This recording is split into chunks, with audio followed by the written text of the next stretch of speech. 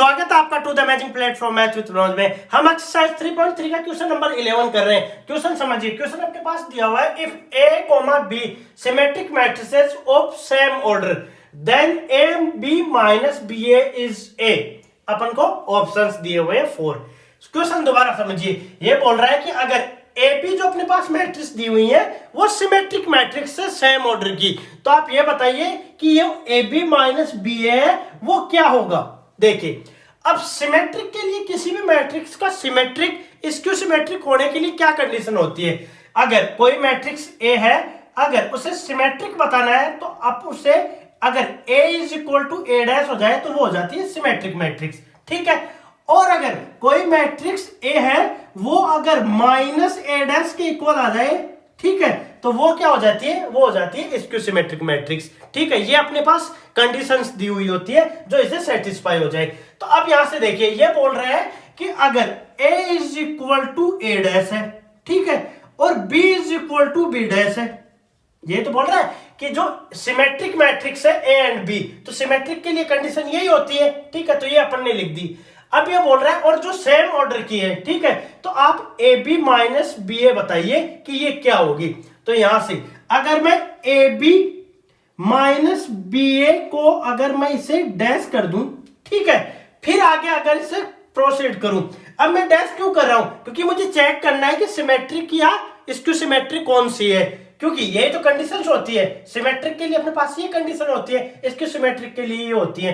तो अगर ये मैट्रिक्स को मैं पूरी को ए मान लूं, ठीक है, किसको, अगर मैं ए बी माइनस बी ए जो मैट्रिक्स है उसे ए बी सी कुछ भी, यानी मैं अगर इसे सी मान लूं, ठीक है, तो अगर ये मेरी मैट्रिक्स सी डैश के इक्वल आ जाएगी तब तो ये बन जाएगी सिमेट्रिक मैट्रिक्स, और अगर ये माइनस सी डैश के इक्वल आ जाएगी तो ये बन जाएगी स्क्यू सिमेट्रिक मैट्रिक्स। तो मेरे को यहां से डैश लेना होगा, तो डैश लेगा तो अगर यहाँ पे माइनस दिया हुआ है तो मैं इसे सेपरेट कर सकता हूं, कोई प्रॉब्लम नहीं है। तो ये हो जाएगा अपने पास A B dash minus B A dash, ठीक है।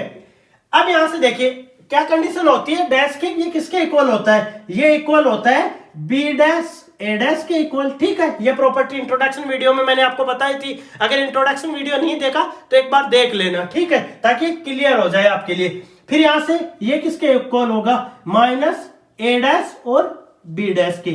और अब यहां पे बोला हुआ है कि ए और बी जो मैट्रिक्स है वो सिमेट्रिक मैट्रिक्स है, यानी कि A is equal to A dash है और B is equal to B dash है।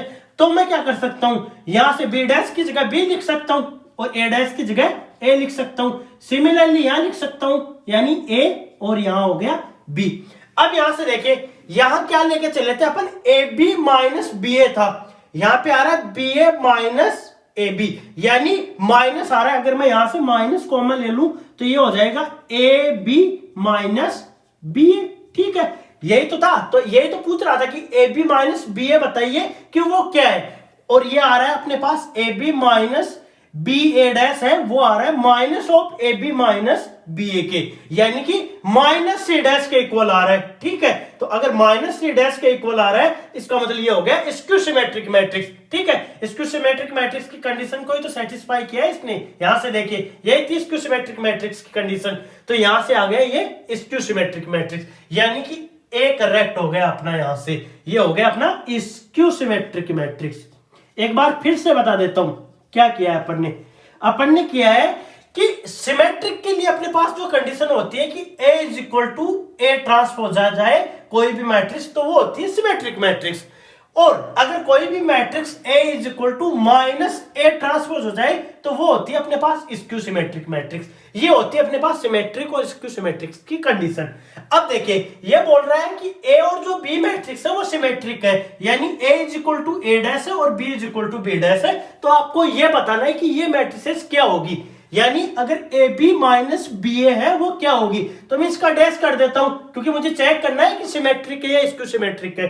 तो यहां से इसे अलग अलग कर लेता हूं, फिर प्रॉपर्टी लगा के यहां लिख देता हूं। अब फिर यहां से मैं बैक आता हूं वापस यहाँ पे कि ये a is equal to A dash है, तो जहां पे b डैश है वहां पे b लिख देता हूं, a डैश है वहां पे a लिख देता हूं, क्योंकि सिमेट्रिक मैट्रिसेस है।